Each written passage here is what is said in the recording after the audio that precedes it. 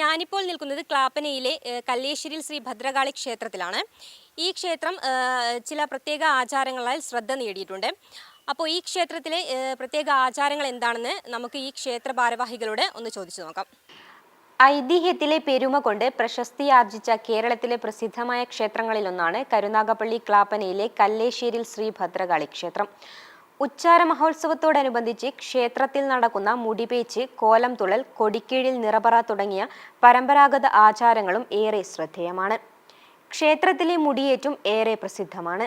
നമ്മുടെ ഈ ക്ഷേത്രത്തിന് ഒരു 500 വർഷത്തിനടുത്തോളം പഴക്കം ചെന്ന ഒരു ക്ഷേത്രമാണ്. പണ്ട് മുതൽ ഇതിന് കവളാചാരപ്രകാരമായിരുന്നു കാര്യങ്ങളെല്ലാം നടന്നു വന്നിരുന്നത്. ഇപ്പോൾ താന്ത്രിക ആചാരപ്രകാരമാണ് കാര്യങ്ങൾ നമ്മൾ നടത്തുന്നത്. അതിനോടൊപ്പം തന്നെ നമ്മുടെ കവളാചാരപ്രകാരം നടത്തിക്കൊണ്ടിരുന്ന മുടിപ്പീച്ച്, കോലം തുള്ളൽ ഒരു പ്രധാന ഭദ്രകാളി ക്ഷേത്രത്തിലെ ഒരു പ്രധാന ചടങ്ങാണ്. അത് ഇതുവരെയും ആയിട്ട് നമ്മൾ കീഴ്വഴക്കം തെറ്റിക്കാതെയും കവളാചാരം തെറ്റിക്കാതെയും താന്ത്രിക പ്രകാരം നടന്നു വരുന്ന ഈ കാലഘട്ടത്തിലും നമ്മളത് അതേപടി തന്നെ നിലനിർത്തിക്കൊണ്ടാണ് പോകുന്നത്. ക്ഷേത്രത്തിലെ പ്രധാനപ്പെട്ട ആചാരമാണ് തിരുമുടി പേച്ചും കോലം തുള്ളലും. ഈ ആചാരങ്ങൾക്ക് സാക്ഷിയാവാൻ ക്ഷേത്ര സന്നിധിയിലേക്ക് നിരവധി ഭക്തർ ഒഴുകിയെത്തുന്നുണ്ട്.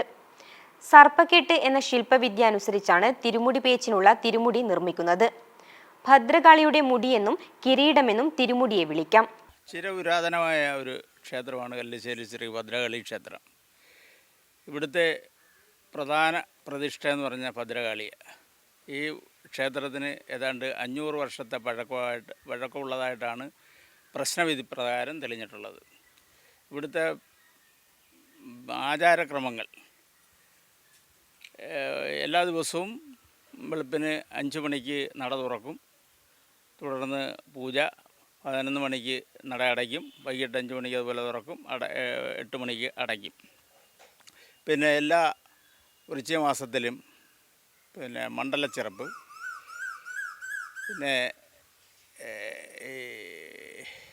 രാമായണ മാസാചരണം പ്രമാണിച്ച് എല്ലാ രാമായണ മാസത്തിലും കർക്കിടക 1 മുതൽ 31 വരെ അന്നദാനവും പിന്നെ രാമായണ പാരായണവും ഉണ്ടായിരിക്കും. വിശേഷാൽ പൂജകളും. പിന്നെ ക്ഷേത്രത്തിലെ ഉത്സവം എന്ന് പറയുമ്പോൾ ഇവിടെ കാപ്പുകെട്ടി ഉത്സവമാണ് നടക്കുന്നത്. കാപ്പുകെട്ടി കൊടിയേറി ഉത്സവം നടക്കുന്നു. ഉത്സവം ആരംഭിക്കുന്നത് ഈ രേവതി നക്ഷത്രത്തിന് ഇവിടെ പുനഃപ്രതിഷ്ഠാ വാർഷികവും എല്ലാ പിന്നെ 28 ഉച്ചാരത്തിന് ഉത്സവവും നടക്കുന്നു. 10 ദിവസത്തെ ഉത്സവമാണ് ഇവിടുത്തെ പ്രധാന ചടങ്ങുകൾ. ഉത്സവത്തോടനുബന്ധിച്ച് കോലം കെട്ട്, പിന്നെ മുടിപ്പേച്ച്, ഇത് പ്രാചീന ആചാരക്രമങ്ങൾ നിലനിർത്തിക്കൊണ്ട് പോകുന്നു. പിന്നെ 10 ദിവസത്തെ തോറ്റംപാട്ട്. ഈ ചെട്ടികുളങ്ങരയിലും ഇവിടെയും മാത്രം പാടുന്ന ഒരു പാട്ടുകാരാണ് ഇവിടെ തോറ്റംപാട്ടിന് വരുന്നത്. തിരുവനന്തപുരം കണിയാപുരം ഗോപാലകൃഷ്ണ ആശാനും സംഘവുമാണ് ഇവിടെ നടത്തുന്നത്. ഈ വളരെ ആചാരക്രമങ്ങൾ പാലിച്ചുകൊണ്ട് മാത്രം നടത്തുന്ന ഒരു തോറ്റംപാട്ടാണ് ഇവിടെ നടത്തുന്നത്. എല്ലാ ദിവസവും രാവിലെ അവർ തോറ്റംപാട്ട് തുടങ്ങിക്കഴിഞ്ഞാൽ ഈ ക്ഷേത്രത്തിൽ വന്നു കഴിഞ്ഞാൽ അവർ ഈ ക്ഷേത്രം വിട്ടെങ്ങും പോകാറില്ല. അതുപോലെ തന്നെ മാലവയ്പ്പ് ഘോഷയാത്ര ഇന്നാണെങ്കിൽ കൊന്നുതോറ്റെന്ന് പറഞ്ഞാൽ അതിനകത്തെ ഒരു പ്രധാന ചടങ്ങ്. പിന്നെ ഉറക്കുപാട്ടോടുകൂടിയ എല്ലാ ദിവസവും ഈ തോറ്റംപാട്ട് അവസാനിക്കുന്നു. അങ്ങനെ പിന്നെ ഈ കോലം തുള്ളലെന്ന് പറഞ്ഞാൽ പ്രാചീന ആചാരം നിലനിർത്തിക്കൊണ്ട് തന്നെയാണ് ഈ തോറ്റംപാട്ട് ഇവിടെ നടത്തി വരുന്നത്. പിന്നെ തിരുമുടി പേച്ച്, പിന്നെ ആറാട്ട്, ഇവയോടുകൂടി ഒരു വർഷത്തെ ഉത്സവം സമാപിക്കും. ഇരുമുടി പേച്ചല്ല, തിരുമുടി പേച്ച്. പേച്ചെന്ന് പറഞ്ഞാൽ പഴയ ആചാരപ്രകാരം ദാരികാസുര വധമാണ് അതിനകത്ത് കാണിക്കുന്നത്. അവതരിപ്പിക്കുക നേരിട്ട് ദാരികനും ദേവിയായിട്ടുള്ള യുദ്ധങ്ങളും ഒക്കെയാണ് ഇവിടെ അവതരിപ്പിക്കുന്നത്. അതും ഈ പ്രാചീന കലാകാരന്മാർ തന്നെ ഇത് അവിടെ അവതരിപ്പിക്കുന്നുണ്ട്.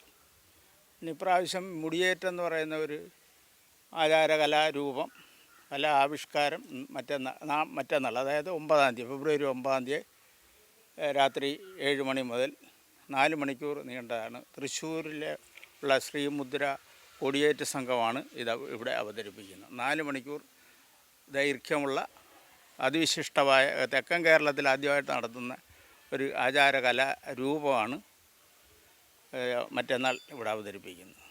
ദേവിയെ പ്രീതിപ്പെടുത്തുന്നതിനും പ്രേതബാധ അകറ്റുന്നതിനുമാണ് കോലം തുള്ളൽ നടത്തുന്നത്. ഇതിനു പിന്നിലൊരു ഐതിഹ്യമുണ്ട്. ദാരികാസുരനെ വധിച്ച ശേഷവും കാളിയുടെ ദേഷ്യം അടങ്ങിയില്ല.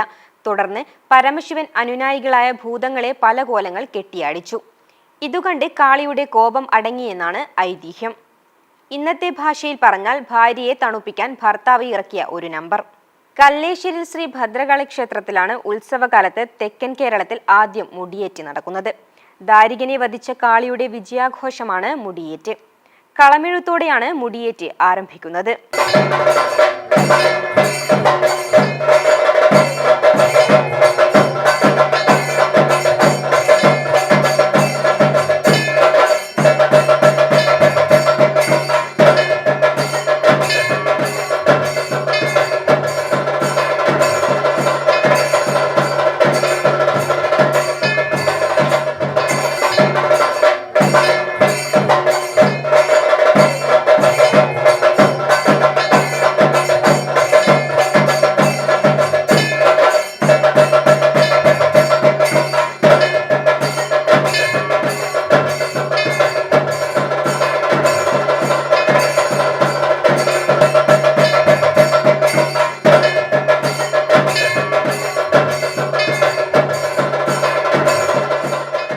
എന്തായാലും മറ്റ് ക്ഷേത്രങ്ങളിൽ നിന്നും വ്യത്യസ്തമായ രീതിയിലുള്ള ആചാരാനുഷ്ഠാനങ്ങൾ തന്നെയാണ് ഈ ഒരു ക്ഷേത്രത്തിൽ പിന്തുടർന്നു പോകുന്നത്. ക്യാമറാമാൻ അനിൽകുമാറിനൊപ്പം അനശ്വര യോഗനാഥം, ന്യൂസ്